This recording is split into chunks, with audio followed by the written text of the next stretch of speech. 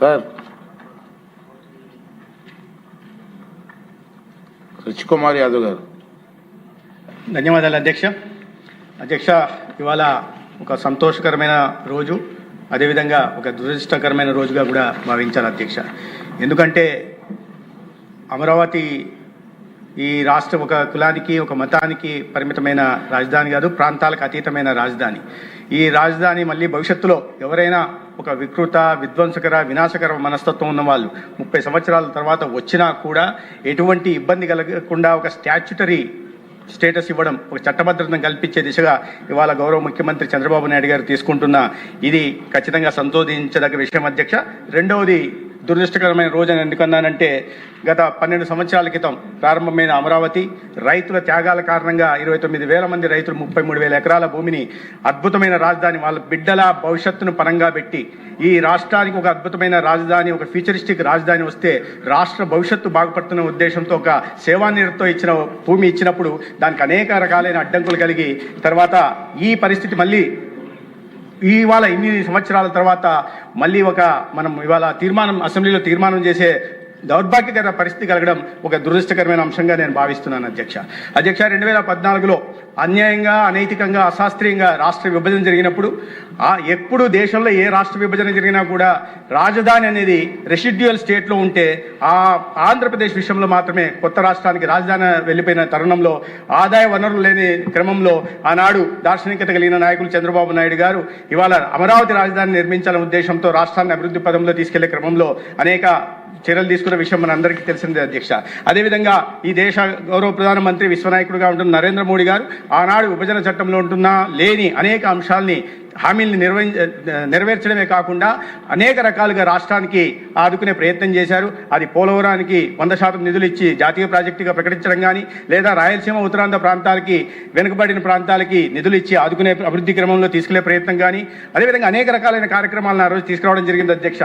అదే ప్రఖ్యాతమైన విద్యా సంస్థల్ని కానీ ఇతర సంస్థల్ని కానీ పెట్టుబడులను కానీ ఆకర్షించే ప్రయత్నం జరిగింది. ఎందుకంటే ఆనాడు రాష్ట్ర ప్రజలు కూడా నరేంద్ర మోడీ గారి మీద విశ్వాసంతో, చంద్రబాబు నాయుడు గారి మీద నమ్మకంతో ఈ రాష్ట్రం అభివృద్ధి చెందుతుంది అనుకున్నారు. దానికి అనుగుణంగానే ఆనాడు అనేక రకాల అభివృద్ధి సంక్షేమ పథకాలు తీసుకురావడం కూడా జరిగింది. పెట్టుబడులు తీసుకురావడం, సాగర్మాల, భారత్మాల కింద కూడా పెట్టుబడులు రావడం జరిగింది. ఇవాళ పోర్ట్ కనెక్టివిటీ రావడం జరిగింది, రోడ్ కనెక్టివిటీ జరిగింది. 23,000 కోట్లతో రైల్వే పనుల నిర్మాణం జరుగుతూ ఉన్న క్రమంలో అధ్యక్ష, అదేవిధంగా అమరావతికి ప్రత్యేకంగా ఆనాడు కేంద్ర ప్రభుత్వం ప్రత్యేకంగా చంద్రబాబు నాయుడు గారు ఏ లక్ష్యంతోనైతే అమరావతిని నిర్మించాలనుకున్నారో దానికి సంపూర్ణ సహకారం అందిస్తూ అమరావతి చుట్టూ 65,000 కోట్లతో అనేక విద్యా సంస్థలు కానీ ఇతరత్ర సంస్థల్ని మంజూరు చేయడం కానీ, వాటి పనులు ప్రారంభించడం కానీ, అదేవిధంగా అమరావతికి ఒక గ్రోత్ ఇంజన్ లాగా ఉండడం కోసం 189 కిలోమీటర్ల ఔటర్ రింగ్ రోడ్డుకు ఆమోదం తెలపడమే కాకుండా అమరావతి నుంచి బెంగళూరు దాకా గ్రీన్ఫీల్డ్ ఎక్స్ప్రెస్ వేని కూడా ఆనాడు మంజూరు చేయడం జరిగింది అధ్యక్ష. అదేవిధంగా స్మార్ట్ సిటీగా అభివృద్ధి కోసం 2,000 కోట్లను ఇవ్వడం కానీ, లేదా క్యాపిటల్ గెయిన్స్ ఎగ్జంప్షన్ ఇవ్వడం కానీ, లేదా హృదయ పథకం కింద అమరావతిని చేర్చడం కానీ, ఇవన్నీ కూడా ఆనాడు మంచి లక్ష్యంతో చంద్రబాబు నాయుడు గారు తీసుకున్న నిర్ణయ రైతులు కూడా అందించిన సహకారానికి మద్దతుగా అమరావతిని అభివృద్ధి చేయడం కోసం ఆనాడు చర్యలు చేపట్టడం జరిగింది అధ్యక్ష. అయితే 2019లో మీకు తెలిసిందే అధ్యక్ష, ఒక వైరస్ ఈ రాష్ట్రానికి వచ్చింది. దాని తర్వాత సంవత్సరం తర్వాత వచ్చిన వైరస్ని అందరం కలిసి నరేంద్ర మోడీ గారి నాయకత్వంలో పాల్గొనడమే కాకుండా ఆర్థికంగా చితికిపోకుండా ఈ దేశాన్ని కాపాడుకోగలిగాం. కానీ దానికి ఒక సంవత్సరం ముందు వచ్చిన వైరస్, దాని పేరు నేను చెప్పదలుచుకోలేదు అధ్యక్ష. ఆ వైరస్ 5 సంవత్సరాల్లో ఒక విధ్వంసకర వినాశకరమైన పాలన కారణంగా 50 సంవత్సరాలు, మీరు చెప్పినట్టుగా 50 సంవత్సరాలు రాష్ట్రాన్ని వెనక్కి నెట్టివేయడం జరిగింది అధ్యక్ష. సిఆర్డీఏ యాక్ట్ని రిపీల్ చేశారు అధ్యక్ష. డీసెంట్రలైజేషన్ యాక్ట్ని తీసుకొచ్చే ప్రయత్నం చేశారు. అభివృద్ధిని పూర్తిగా విస్మరించారు. ఆనాడు దానికి ఎన్నికలకు ముందేమో ఇక్కడ ఇల్లు కట్టుకొని, లేదా అసెంబ్లీలో అమరావతి తీర్మానానికి మద్దతు తెలిపి నమ్మబలికి అధికారంలోకి వచ్చిన తర్వాత యూటర్న్ తీసుకొని ఆ ప్రాంత రైతులే కాకుండా రాష్ట్రంలో ఉంటున్న ప్రజలందరికీ తడిగుడ్డ పెట్టి గొంతుకేసే విధంగా గతంలో పాలకులు చేసిన విషయం విధ్వంసం మన అందరికీ తెలిసిందే అధ్యక్ష. ఒకవైపు ఆ 5 సంవత్సరాల పాటు అభివృద్ధి అడకెక్కింది అధ్యక్ష. అవినీతి రాష్ట్రమంతా తాండవిచ్చింది. 5 ఏళ్ల పాటు కబ్జాలు దౌర్జన్యాలతో రాష్ట్రం రావణ కాష్టంలా మారిన విషయం కూడా మన అందరికీ తెలిసిన విషయమే అధ్యక్ష. రాజధాని రైతుల మీద కక్ష సాధింపు చేశారు. దేవస్థానం నుంచి న్యాయస్థానం దాకా యాత్ర చేస్తుంటే దానికి అడ్డుకున్నారు. అనేక రకాలైన కేసు వేయడం జరిగింది. మహిళలను కూడా చూడకుండా దాష్టికాలకి అరెస్టులకు పాల్పడ్డారు. ఆ సమయంలో దాదాపు 200 మంది అందాధికారికంగా 154 మంది రైతులు ఆత్మహత్య చేసుకుంటే ఒక సామాజిక వర్గానికి సంబంధించిన వారిగా చెప్పడం జరిగింది అధ్యక్ష. పెద్ద పెద్ద భూస్వాములని చెప్పడం జరిగింది అధ్యక్ష. మీరు సగటును చూస్తే ఒక్కొక్క కమతం 1 ఎకరా కమతం లేని వాళ్ళు కూడా కొన్ని వేల మంది 80% మంది 1 ఎకరా లేని వారు కూడా ఉన్నారు అధ్యక్ష. దాదాపు 70% మంది ఆ మరణించిన వారిలో ఆత్మహత్యలు చేసుకున్న వాళ్ళలో బీసీలు, ఎస్సీలు, ఎస్టీలు, మైనార్టీలు ఉన్నారు అధ్యక్ష. చాలా పెద్ద లిస్ట్ ఉంది అధ్యక్ష. దాన్ని చూస్తే ఆశ్చర్యం అనిపిస్తుంది. కానీ ఆనాడు ఇదేదో ఒక సామాజిక వర్గం కోసం తీసుకొచ్చిన రాజధాని అను, లేదా భూస్వాముల కోసం తీసుకొచ్చిన రాజధాని అను, లేదా రియల్ ఎస్టేట్ కోసం తీసుకొచ్చిన రాజధాని అను ఆనాడు మోసపూరిత మాటలు చేశారు అధ్యక్ష. ప్రధానంగా ఈ దేశ ప్రధాని నరేంద్ర మోడీ గారు సాక్షాత్ ఇక్కడికి వచ్చి 2015లో అమరావతి రాజధాని నిర్మాణం కోసం భూమి పూజ చేసిన తర్వాత ఆ విషయాన్ని కూడా విస్మరించి ఈ చట్టపరంగా నిలబడదని తెలిసిన తర్వాత కూడా ఈ రకమైన 3 రాజధానుల నిర్ణయాన్ని తీసుకొచ్చి ఒక వికృత రాక్షస క్రీడకి శ్రీకారం చుట్టారు అధ్యక్ష.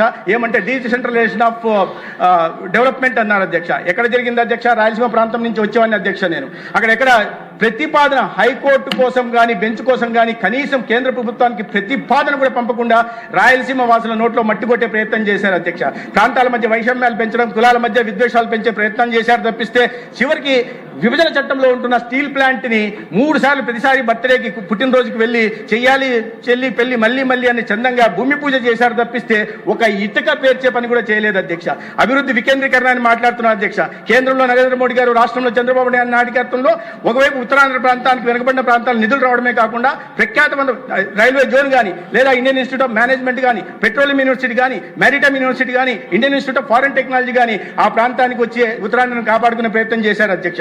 ఇటువైపు వస్తే NIT national institute of technology కానీ, central institute of plastic and engineering technology కానీ, నేషనల్ ఇన్స్టిట్యూట్ ఆఫ్ డిజైన్ కానీ, national institute of disaster management కానీ, లేకపోతే బిఏల కింద night vision manufacturing equipment unit కానీ, లేకపోతే all India institute of medical sciences కానీ, ఒంగోలు ప్రాంతానికి వెళ్తే నేషనల్ ఇన్వెస్ట్మెంట్ మ్యానుఫ్యాక్చరింగ్ జోన్ కానీ, లేదా చిత్తూరుకి నేషనల్ ఇన్వెస్ట్మెంట్ మ్యానుఫ్యాక్చరింగ్ జోన్ కానీ, ఇండియన్ ఇన్స్టిట్యూట్ ఆఫ్ టెక్నాలజీ కానీ, Indian institute of science and research institute కానీ, Indian institute of tourism travel management కానీ, కల్నరీ ఇన్స్టిట్యూట్ కానీ, నేషనల్ ఇన్స్టిట్యూట్ ఆఫ్ టెక్నాలజీ కానీ, Indian institute of information tool design and management కానీ, లేకపోతే అనంతపూర్ ప్రాంతానికి central university కానీ అభివృద్ధికి నిజమైన నిర్వచనం చెప్తూ అభివృద్ధి వికేంద్ర 5 సంవత్సరాల పాటు పాలన సాగిస్తే దాని తర్వాత విధ్వంసం దిశగా తీసుకెళ్లే ప్రయత్నం చేసిన విషయం మనకు తెలిసిందే అధ్యక్ష.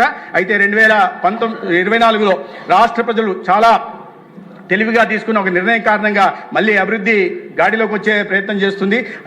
అంత తీవ్రమైన విధ్వంసం జరిగిన తర్వాత కూడా రాష్ట్ర ప్రజల మీద 10 లక్షల కోట్ల అప్పు పెట్టిన నేపథ్యంలో కూడా మళ్ళీ రాష్ట్రాన్ని ఆదుకునే దిశగా ప్రయత్నాలు జరుగుతున్నాయి. మళ్ళీ అదే 3 ప్రాంతాల అభివృద్ధి కోసం ప్రత్యేకంగా దృష్టి పెట్టి ప్రధానమంత్రి గారు విశాఖపట్నం వచ్చినప్పుడు ముఖ్యమంత్రి గారితో కలిసి 2,10,000 కోట్ల వివిధ అభివృద్ధి కార్యక్రమాలకు కానీ, ప్రాజెక్టులు కానీ ఒకే రోజు రాష్ట్రమంతా ఆనాడు భూమి పూజ చేసినా కానీ, లేదా ప్రారంభోత్సవాలు చేసిన విషయం మన అందరికీ గుర్తుంది అధ్యక్ష. అదేవిధంగా రాజధాని ప్రాంతాన్ని మళ్ళీ పునర్నిర్మాణం చేయడం కోసం ఈ దేశ ప్రధానమంత్రి గారు 56,000 కోట్లతో అనేక అభివృద్ధి కార్యక్రమాలు, భూమి పూజలు, ప్రారంభోత్సవాలు చేయడం, రాయలసీమ ప్రాంతానికి కూడా 13,500 కోట్లతో అనేక ప్రాజెక్టులు మంజూరు చేయడం జరిగింది అధ్యక్ష.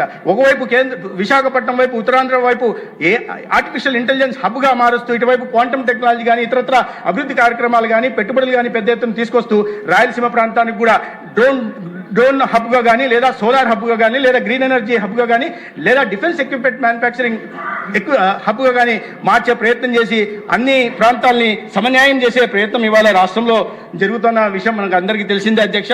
అయితే మళ్ళీ ఇప్పుడు కూడా మోసపూర్వ మాటలు మాట్లాడుతున్నారు. గతంలో చేసిన మోసాన్ని మర్చిపోయి మళ్ళీ మభ్యపెట్టే విధంగా మాట్లాడుతున్నారు. సత్యదూరమైన మాటలు మాట్లాడుతున్నారు అధ్యక్ష. గౌరవ ఉప ముఖ్యమంత్రి గారు ఒక సినిమా ఉంటుంది అధ్యక్ష, 2 నిమిషాలు అధ్యక్ష. కేంద్రంలో అధికారంలో ఉన్న పార్టీకి నాయకత్వం వహిస్తున్న పార్టీకి ప్రతినిధిగా 2 నిమిషాలు కొద్దిగా ఎక్కువ ఇవ్వాల్సిందిగా నేను కోరుతున్నా అధ్యక్ష. ఒక సినిమా ఉంటుంది అధ్యక్ష, దాంట్లో బ్రహ్మానందం పాత్ర చెట్టు కిందకి వచ్చి ఒక అబద్ధం చెప్తే చెట్ల ఆకులు రాలుతుంటాయి అధ్యక్ష. చెట్ల ఆకులు రాలుతుంటాయి. సినిమా పేరు అత్తారింటికి దాదని. అటువంటిది అధ్యక్ష, గతంలో 5 సంవత్సరాల పాటు ముఖ్యమంత్రిగా ఉంటున్న వ్యక్తిని పొరపాటున నల్లమల అడవులకు తీసుకెళ్లి ఒక 3 నిమిషాలు మాట్లాడిస్తే చెట్లన్నీ ఆకులు రాలి మోడివారిపోవడమే కాకుండా 10 నిమిషాలు మాట్లాడితే మొత్తం నల్లమల అడవులు భస్మీపటలమయ్యే ప్రమాదం ఉంది అధ్యక్ష.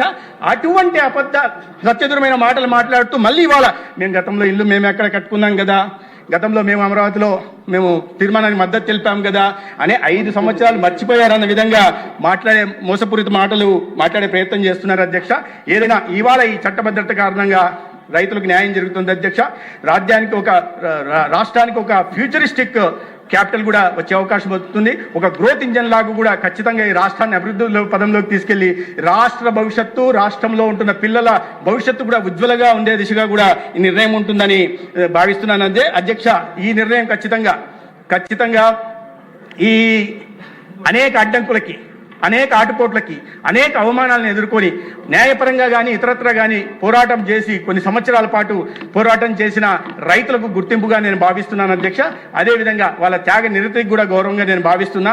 ఎంతగా మద్దతు తెలపడానికి నేను ఒకసారి మద్దతు తెలపడానికి వెళ్ళాను అధ్యక్ష. 1000 రోజులు పూర్తయిన సందర్భంగా వస్తున్నప్పుడు క్యాన్వాయ్ మీద నేను ఆదినారాయణ రెడ్డి గారు ఉంటే క్యాన్వాయ్ మీద దాడులు చేసి వెహికల్ని పడగ అంటే రైతులకి మద్దతు తెలపడం కూడా తప్పేనా అధ్యక్ష? వాళ్ళ త్యాగాన్ని గుర్తించడం కూడా తప్పేనా అధ్యక్ష? 1000 రోజుల పాటు వాళ్ళు నిరంతరంగా ఉద్యమం చేస్తూ ఉంటే దానికి సంఘీభావం తెలపడం కూడా తప్పేనా అధ్యక్ష? అటువంటి పాలన సాగింది అధ్యక్ష. దాని నుంచి విముక్తి ఖచ్చితంగా కలుగుతుంది. అయితే నేను గౌరవ ముఖ్యమంత్రి గారిని ఒకవైపు ధన్యవాదాలు తెలియజేస్తూనే రైతుల భాగస్వామ్యంతో, రాష్ట్ర ప్రజలందరి సహకారంతో కూడా మీరు ఏ రకంగానైతే ఒక విజన్ ప్రజెంట్ చేశారో ఆ విజన్కి అనుగుణంగా అమరావతిని అతి తొందరలో నిర్మించడానికి దానికి కేంద్ర ప్రభుత్వం కూడా సంపూర్ణ సహకారం తీసుకోవాల్సిందిగా నేను వారిని అభ్యర్థిస్తూ ఇవాళ మళ్ళొకసారి ఆ రైతుల త్యాగ నిరతని ప్రత్యేకంగా నేను వారికి అభినందనలు, ధన్యవాదాలు తెలియజేసుకుంటూ నాకు అవకాశం ఇచ్చినందుకు ధన్యవాదాలు తెలియజేసుకుంటూ భారతీయ జనతా పార్టీ తరఫున ఈ తీర్మానానికి నేను సంపూర్ణ మద్దతు తెలుపుతున్నాను. ధన్యవాదాలు అధ్యక్ష.